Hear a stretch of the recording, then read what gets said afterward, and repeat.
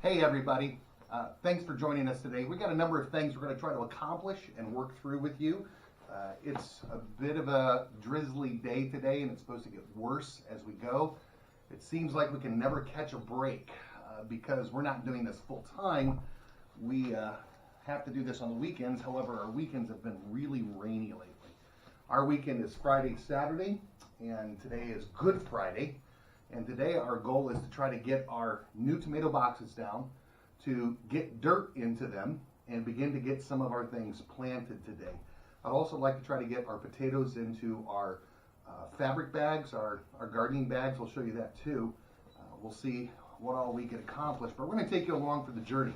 But what we want to do today and what we want to show you is how we make our dirt. I had mentioned that in my spring update on our last video. And we actually make our dirt. And you might be wondering, why do you make dirt? Why don't you just buy dirt? Well, we have two ways of making dirt. The way you're going to see today, and then composting. I can't compost fast enough. I don't have the ability to do lots of volume because of where we're at. And so we have to make dirt for our garden beds and then compost and supplement that dirt with compost. So again, we're going to get to it and we're going to show you what we do to make our dirt for our garden beds. So thanks for joining us today and stay with us.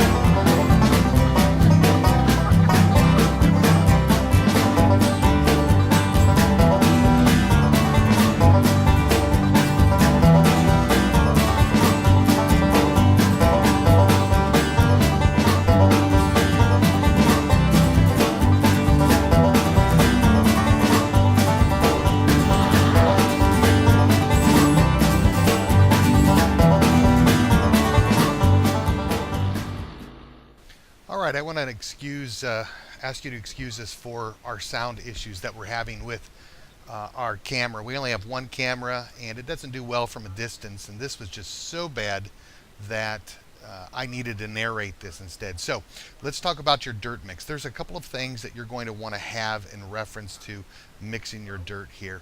We use vermiculite, peat moss, and composted manure. And the best way to do this and to learn how to do this is from Mel Bartholomew's book, Square Foot Gardening. Now, we mix it in a cement mixer, but you don't have to do that. When we began, we did it with a tarp. We put it all in the middle, all the three parts, and we just lifted the tarp from one end to the other and just kept folding it over until it was all mixed. And we eventually moved into a wheelbarrow. However, again, you don't have to use any of those. What we do is, in our mix, we put 4 gallons of peat moss, 4 gallons of vermiculite, that's that bucket, it's a 4-gallon bucket, and 1 40-pound bag of composted manure, and you mix those all together.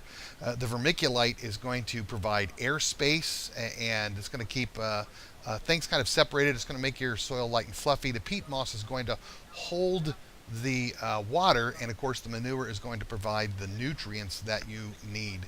Now, when it comes to vermiculite, don't buy this at big box stores. It's incredibly expensive, absolutely expensive. You can buy a small bag for about $20 to $45. We get ours at a local lawn and garden store for $20 for this large bag. Now take a look at this. This is a huge bag, $20. You're lucky to get something a tenth of that size at some places for the exact same price or more. So again, vermiculite, peat moss, and composted manure. And also, let me say that not all manures are equal.